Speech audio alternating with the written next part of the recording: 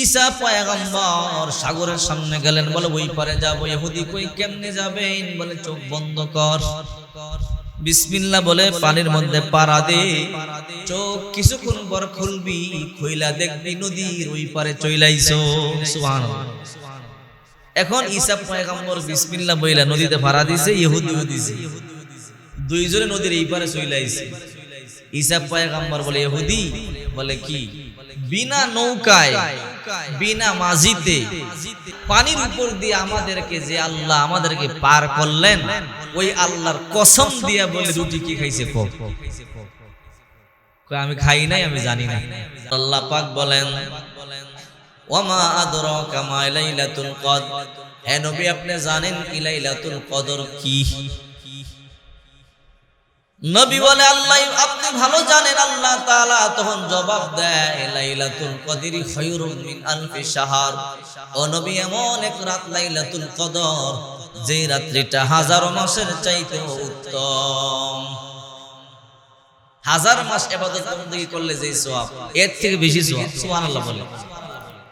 রাসূল করিম সাল্লাল্লাহু আলাইহি ওয়াসাল্লাম একদিন বয়ান করতেছিলেন, হযরত আইয়ুব আলাইহিস সালাম 100 বছর পর্যন্ত শুধু ইবাদত বندگی করছে লাগাতার। জাকারিয়া আলাইহিস সালাম 100 বছর পর্যন্ত লাগাতার ইবাদত বندگی করেছেন। আল্লাহ রাসূল সাল্লাল্লাহু আলাইহি ওয়াসাল্লাম বয়ান করতেছিলেন, উমুক নবীর উম্মতেরা কয়েকশো বছর পর্যন্ত জিহাদের মধ্যে কাটাইলেন। এই কথা শোনার পরে সাহাবায়ে কেরাম আশ্চর্য হয়ে গেল, গো আল্লাহর নবী, ওই নবীদের উম্মতেরা যদি কয়েকশো বছর জিহাদের মধ্যে কাটাইয়া দেয়, তাহলে তাদের হায়াত তো অনেক বেশি লম্বা হায়াত, তাদের আমলও বেশি। কিয়ামতের ময়দানে তাদের আমলের তুলনায় আমাদের আমল কম হয়ে যাবে, আমরা পিছে পড়ে যাব। ওগো নবীজি, আপনি শ্রেষ্ঠ নবী, আর আপনার উম্মত যদি সবার পড়ে যায়, আমলের দিক দিয়ে সবার পিছনে পড়ে যায়, ওগো নবীজি দেখতে কেমন দেখা যায়? আমাদের হায়াত কম, 60-70 বছর হায়াত। এর মধ্যে যৌবন কাল আছে, বৃদ্ধ কাল আছে। মাত্র কয়দিন আমরা কি পাই? ইবাদত বندگির সময় পাই, যৌবন কাল পাই। ওগো নবীজি, আপনি আল্লাহর সাথে কথা বলেন, আল্লাহ তাআলা যেন আমাদের জন্য একটা ফয়সালা করে।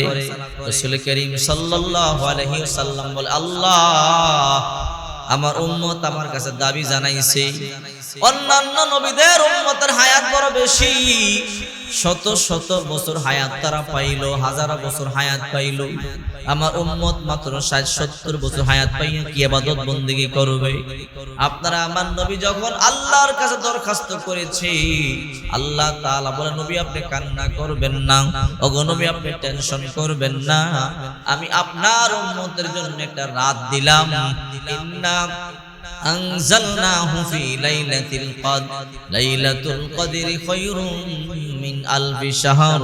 আপনার উম্মত যদি ওই এক রাত্রি ইবাদত বندگی করতে পারে, আমি আল্লাহ তাআলা হাজারো মাস অর্থাৎ 83 বছর 4 মাস ইবাদত বندگی করার চাইতে বেশি সওয়াব দিয়ে দিব।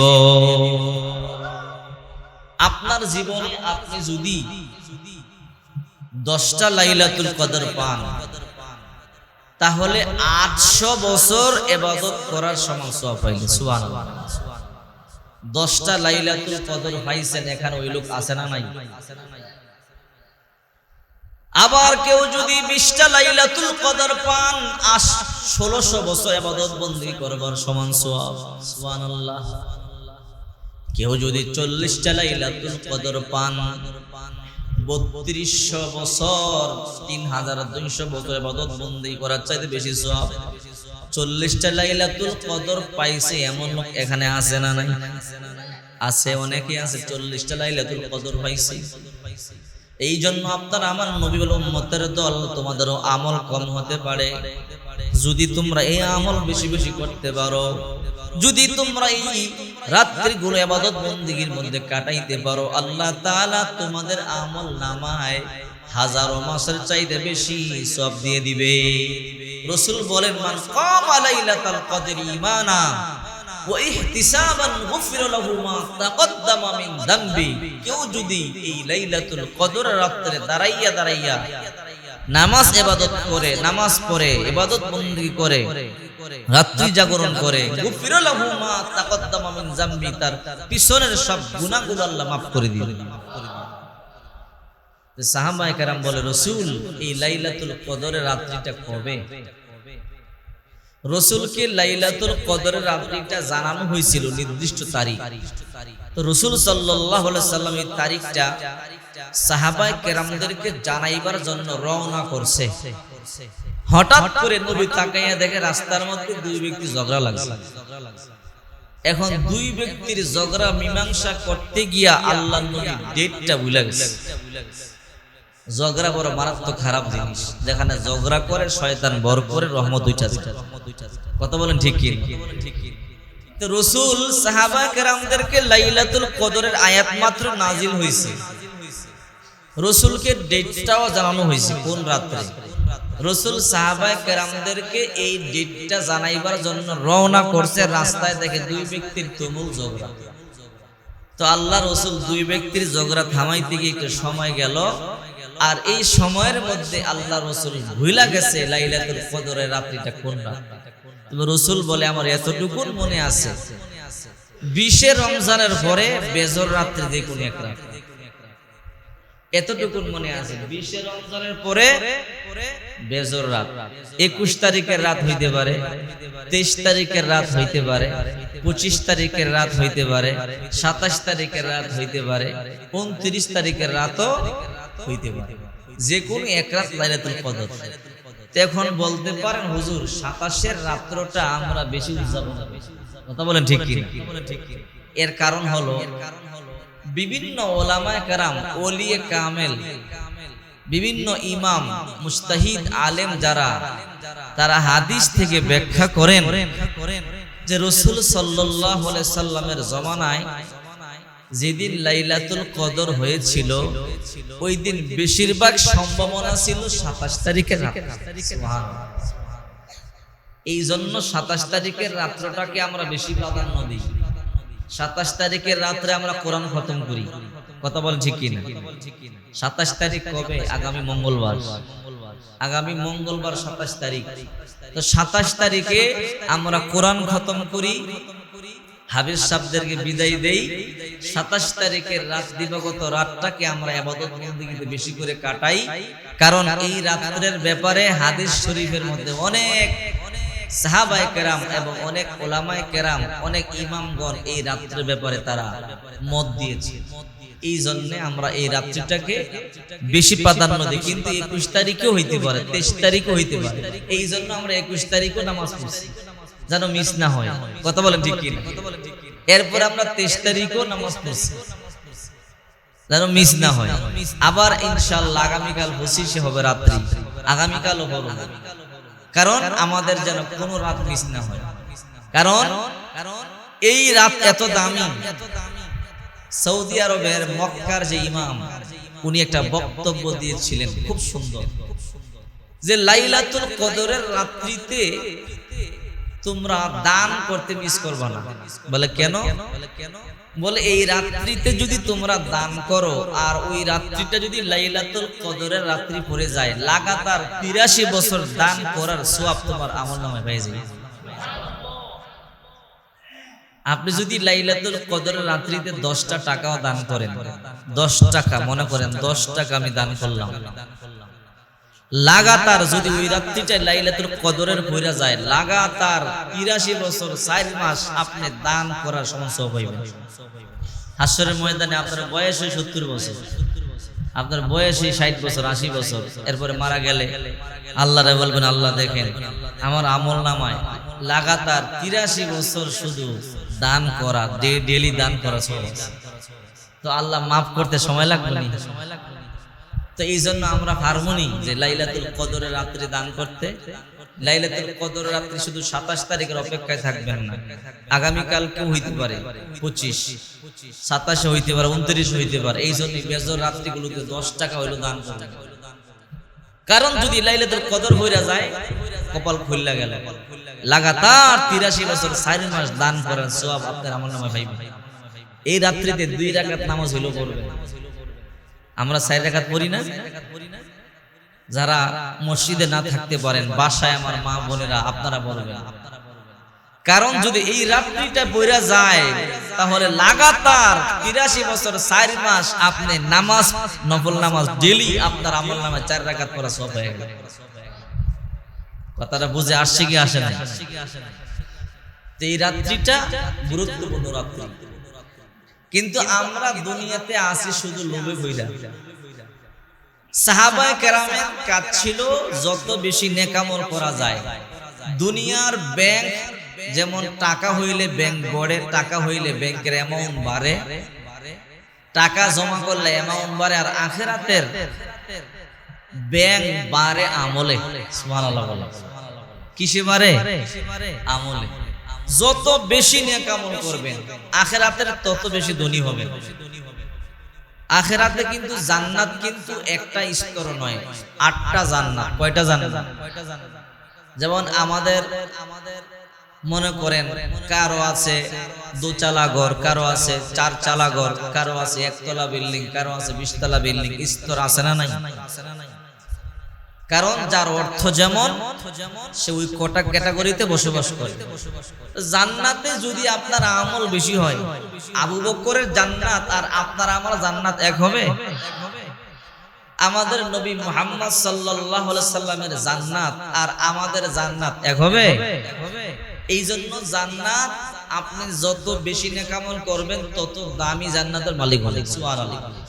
সাহাবায়ে কেরাম আমল দিয়া জিন্দেগি সাজাইছে, যত বেশি আমল করা যায়। আর আমরা যত বেশি হিংসা করা যায়, যত বেশি মানুষের ক্ষতি করা যায়, কথা বলেন ঠিক কিনা? যত বেশি সম্পদ কামানো যায়, আল্লাহ তাআলা স্পষ্ট ঘোষণা দিয়েছে, আল্লাহকুমুত তাকাসুর হাত্তা যুরতুমুল মাকাবির।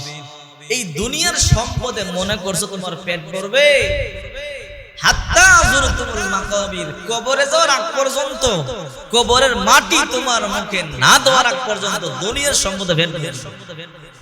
ডোনাল্ড ট্রাম্প এই পৃথিবীর সবচেয়ে ক্ষমতাধর লোক, সে কি বলে যে আমার আর ক্ষমতাও লাগবে না, টাকাও লাগবে না? এই কথা বলে? তার চিন্তা আমার যেন আরো হয়, আমার যেন আরো হয়। কথা বলেন ঠিক কিনা? ঠিক তেমনি ভাবে পৃথিবীর সবচেয়ে ধনী ইনল মার্কস কি বলে যে আমার টাকা লাগবে না? ওর টাকা যদি খায় সারা জীবন ওর 14 গোষ্ঠী আরো গোষ্ঠী খাইয়ে শেষ করতে পারবে না, এরপরও তার টাকা আরো লাগবে, আরো লাগবে, আরো লাগবে। তো আল্লাহ স্পষ্ট ঘোষণা দিয়েছেন, হাত্তা যুরতুমুল মাকাবির, তোমাদের কবরের মাটি তোমাদের মুখে যাওয়ার আগ পর্যন্ত, কবরের মাটি দেওয়ার আগ পর্যন্ত পেট ভরবে না। আবার হাদিসের মধ্যে রাসূল বলেন, আদম সন্তানের পেটের গর্তটা পৃথিবীর সবচেয়ে বড় গর্ত।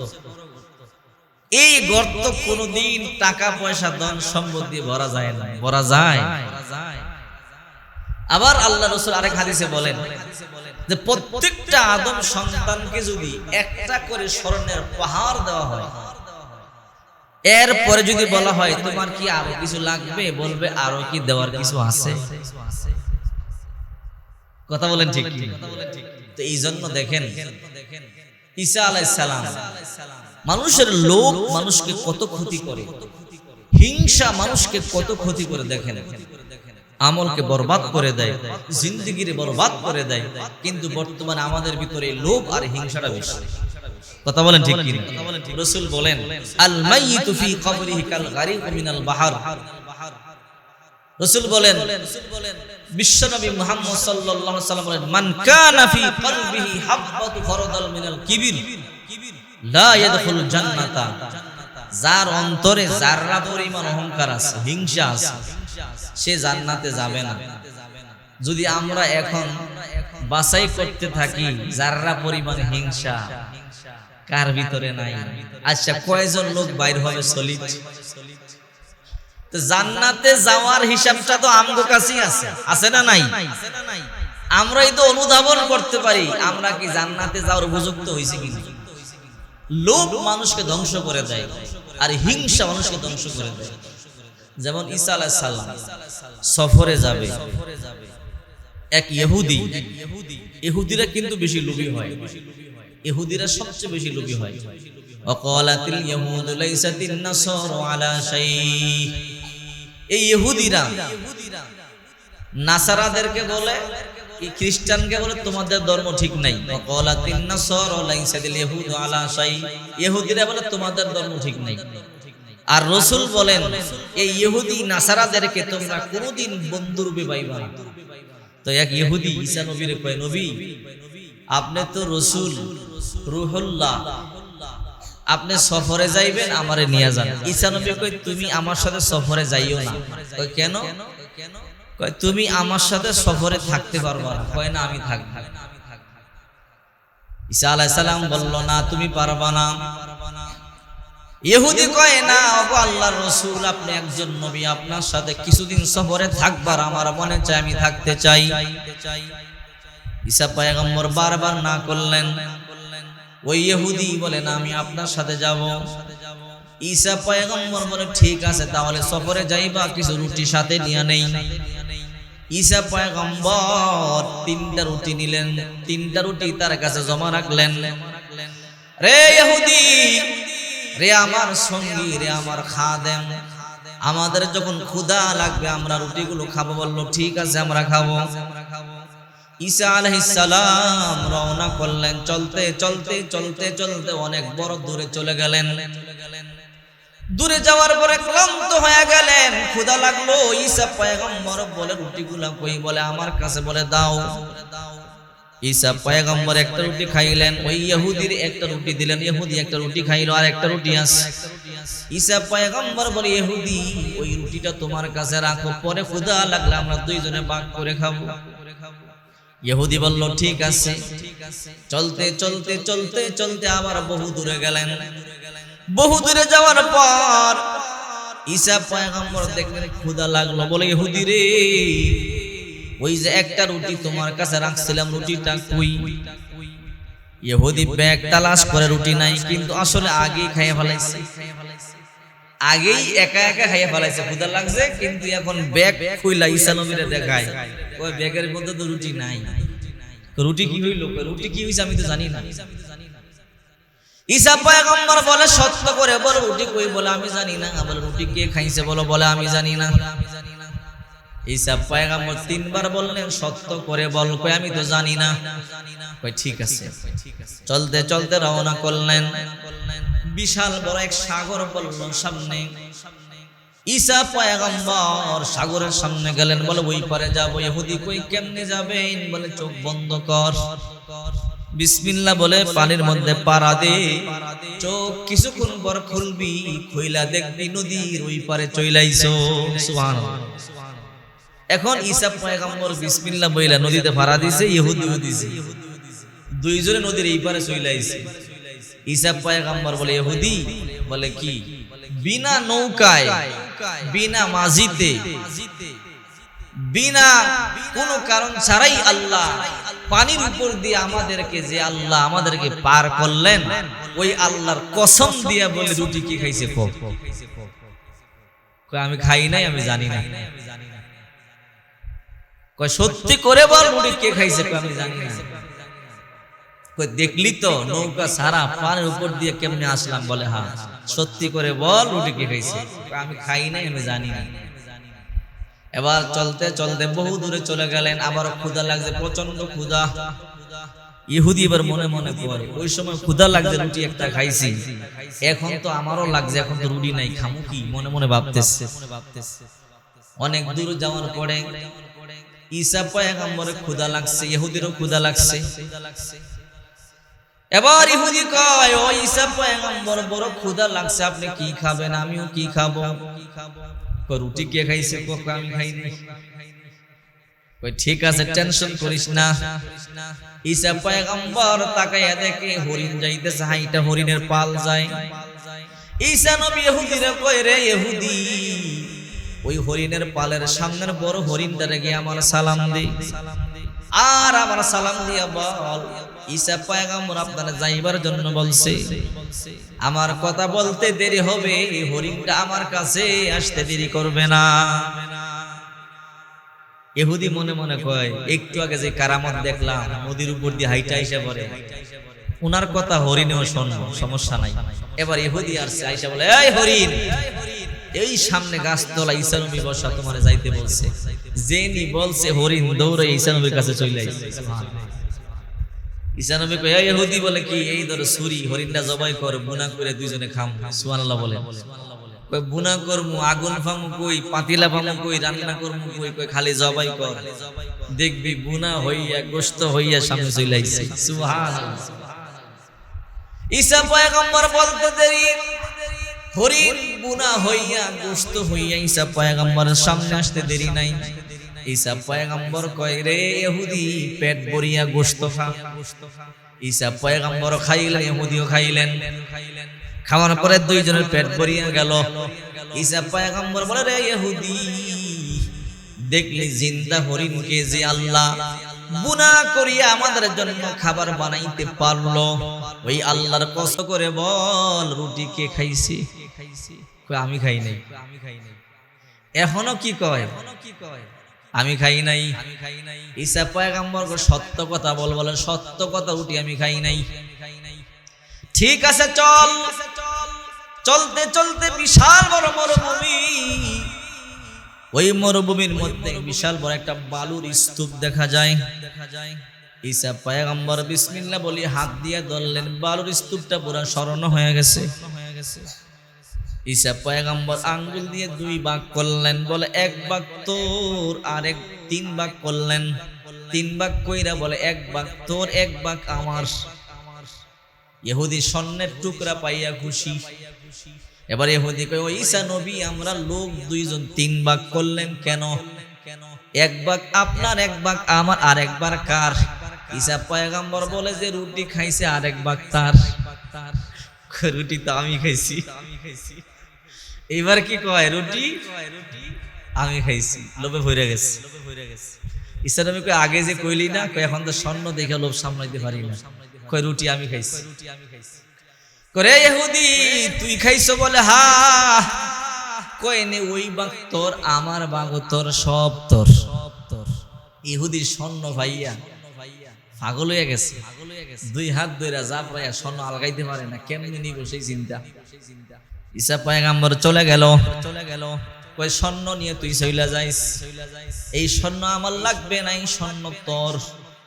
ইহুদি কয় ঠিক আছে, আপনি চইলা যান, আমি ব্যবস্থা কইরা নিমুনে। ঈসা নবী চইলা গেল। ওই ইহুদি স্বর্ণ নিয়ে চিন্তা করে, স্বর্ণ নিয়ে কেমনে যাবে। হঠাৎ করে দুইজন ডাকাত এই রাস্তা দিয়া হাঁটতে হাঁটতে চলতে চলতে এইখানে চলে আসলো, দেখে স্বর্ণের বিশাল বড় স্তূপ। কই কিরে ইহুদি, স্বর্ণ কার? বলে এটি আমার। বলে তোরে দিমু না একলাই, তোর বাড়ি দেখছ, জবাই করবো, তিন ভাগ কর। এই তিনজনে মিললা নিয়ে। এইবার ইহুদি বিপদে হইয়া গেছে, যদি এদেরকে না দেয় এরা তো আমার মাইরেই ফেলাইব। ঠিক আছে, তিনজনে মিললেই স্বর্ণ নিব। ঠিক আছে, তিন ভাগ করো। এবার তিনজনে পরামর্শ করলো, বাঘযুক্ত পরে করবো না, আগে খাইয়ে লই, আগে পেট ভরে খাবো, খাওয়ার পরে তিনজনের স্বর্ণ নিয়ে বাড়িতে যাবো। কই ঠিক আছে। ওই ডাকাত দুইজন ইহুদিরে কয়, তুই এক কাজ কর, বাজারে যা রুটি নিয়ে আয়, বাজার থেকে রুটি নিয়ে আসবি, তিনজনে মিললে রুটি খাইয়া শক্তি হবে, তারপরে নিয়ে যাবো। কই ঠিক আছে। আরে বাজারে পাঠাইছে রুটির জন্য, সে রুটি কিনতে মনে মনে চিন্তা করে, তোমরা আমার স্বর্ণ নিবা, তোমাদেরকে নিতে দিব না, রুটির মধ্যে বিষ মিশাইছে। কই নিয়ে দুইটারে খাওয়ামু, দুইটাই বিষ খাইয়া মরবো, আর আমি আবার স্বর্ণ নিয়ে যাবো। আর এই দুইটা পরামর্শ করে, ওরে বাগ দিতাম না, ও আওয়ার আগে কোনো কথা নাই, ওরে মেরেলাম। ও আসার আগে কোনো কথা নাই, ওরে মারুন, ওরে মাইরা আমরা স্বর্ণ নিয়ে যাবো। এবার ইহুদি রুটি নিয়ে আসছে, ভাই নেন রুটি খান। দুইটা মিলনা জবাই করে ফেলছে, কোনো কথা নাই। কয় চল আমরা রুটি খাই, রুটি খাইয়া স্বর্ণ নিয়ে বাড়িতে যাই। রুটির মধ্যে বিষ আছে না নাই? দুইটা রুটি খাইয়ে দুইটাই শেষ, তিনটা লাশ পড়ে রইছে। ঈসা নবী কিছুক্ষণ পর আবার এই রাস্তা দিয়া যায়, তাকাইয়া দেখে তিনটা লাশ পড়ে আছে। ঈসা পয়গম্বর বলে, দেখো লোভে তোমাদেরকে শেষ করে দিল। এই স্বর্ণটা লোভ করেছে, এই জন্য তিনজন ধ্বংস হয়ে গেছে। আমরা দুনিয়া নামক স্বর্ণের প্রতি লোভ করে আছি, কথা বলেন ঠিক কিনা? আল্লাহ পাক রব্বুল আলামিন বলেন, আল্লাহকুমুত তাকাসুর হাত্তা যুরতুমুল মাকাবির। কখনো নয়, কাল্লা সাওফা তা'লামুন। আল্লাহ তাআলা বলেন, এই দুনিয়া তোমাদেরকে ধ্বংস করে দিবে, এই দুনিয়ায় তোমাদের পেট ভরবে না যতক্ষণ পর্যন্ত না তোমাদেরকে তোমাদের মুখে কবরের মাটি না দেওয়া। 80 বছর হয়ে গেছে, এখনো সম্পদের জন্য পাগল আছে না নাই? 70-80 বছর হয়েছে, সংসদে গেছে, এমন লোক আছে না নাই? তো তোমার অনেক সংসদে যাওয়ার দরকার কি? কয়দিন পরে মরে যাইবা। কিন্তু না, মরার আগ পর্যন্ত ছাড়বো না, আমারই লাগবো। কথা বলেন ঠিক কি? বাদশাহ শাহ সেকান্দার জুলকারনাইন, যার কথা আল্লাহ তাআলা কোরআনে পাকের মধ্যে বলেছেন, এত বড় একজন বাদশাহ ছিল, যেখানে সূর্য উদিত হইতো ওই জায়গা পর্যন্ত উনি গেছে, আর যেখানে সূর্য অস্ত যাইতো সেই জায়গা পর্যন্ত উনি গেছে। উনি ছাড়া পৃথিবীর আর কেউ যাইতে পারে নাই। সুবহানাল্লাহ। সূর্য কোথায় উঠে আমরা জানি, সেই জায়গা পর্যন্ত কেউ গেছে? সূর্য কোথায় অস্ত যায় সূরা কাহাফের মধ্যে আল্লাহ সুন্দর করে বলে দিয়েছেন, হাত্তা ইযা বালাগা মাগরিবাশ শামসি ওয়াজাদাহা তাগরুবু ফি আইনিন হামিআতি ওয়া ওয়াজাদা ইনদাহা কওমা। বিশাল লম্বা আলোচনা, সময় নাই, উনি সেই জায়গা পর্যন্ত গেছে। উনি 1400 বছর পর্যন্ত হায়াত পাইছে, 800 বছর পর্যন্ত রাজত্ব করছে। 800 বছর পর্যন্ত বাদশাহ শাহ সেকান্দার জুলকারনাইনকে আল্লাহ একটা ঘোড়া দিয়েছিল। বাদশাহ শাহ সেকান্দার জুলকারনাইন ওই ঘোড়াটা দিয়া চোখের পলকে 12 মাইল পর্যন্ত যাইতে পারত। চোখের টিপ দিছে, 12 মাইল গেছে। এর চেয়ে দ্রুতগামী কোন আবিষ্কার যন্ত্র দুনিয়া তৈরি হয়েছে নি? চোখের পলকে 12 মাইল যেতে পারত। সুবহানাল্লাহ। ওই ঘোড়া দিয়া দুনিয়া সফর করছে। যেদিন ওনার ইন্তেকালের সময় চলে আসলো, গোটা দুনিয়ার বাদশা তো উনি। ইন্তেকালের সময় ভক্তবিন্দুদেরকে ডাইকা বলো, আমার ভক্তবিন্দুরা, আমার যখন ইন্তেকাল হয়ে যাবে, আমার লাশটা নিয়ে যখন তোমরা কবরের দেশে যাবে, জানাজা দিয়া যখন লাশটা নিয়ে কবর দেশে যাবে, কাফনের বাহিরে আমার 2টা হাত বাইর করিয়া দিবা। আমার 2টা হাত বাইর করিয়া দিয়া লাশটা নিয়ে তোমরা কবর দেশে যাইবা। এইবার ইন্তেকাল হয়ে গেল, গোসল দিয়া ভক্তবিন্দুরা বাদশাহ শাহ সেকান্দার জুলকারনাইন কি কাফনের কাপড় পরাইলেন, খাটিয়ার বাইরে 2টা খালি হাত বাইর করিয়া দিলেন। এই অবস্থায় লাশটা নিয়ে কবরে যায়। যারা দুনিয়াদার তারা বুঝতে পারে নাই, তারা বলে, দেখো শাহ সেকান্দার জুলকারনাইন সারা দুনিয়া শাসন করেছে, টাকার অভাব নাই, অর্থের অভাব নাই, ক্ষমতার অভাব নাই। বাদশাহ শাহ সেকান্দার জুলকারনাইন এখনো হাত দিয়া বুঝায়, আমার আরো লাগবে, আরো লাগবে। কাফনের ভিতর থেকে আওয়াজ, না না, তোমরা ভুল বুঝতেছো, আমার দুনিয়া লাগবে না, আমি দুনিয়া চাই না। আমি তোমাদেরকে বুঝাইতে চাই, আমি এত দুনিয়ার মালিক ছিলাম, টাকার অভাব আমার নাই, পয়সার অভাব আমার নাই, ক্ষমতার অভাব নাই।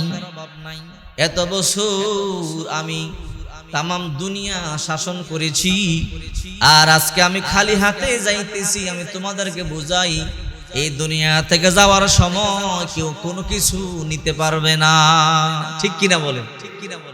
আজকে যদি আপনার আমার মরণ হয়ে যায়, আপনার আমার প্রিয় জিনিসগুলো যে ঘরে সাজানো আছে, এগুলো কিছু নিতে পারবো?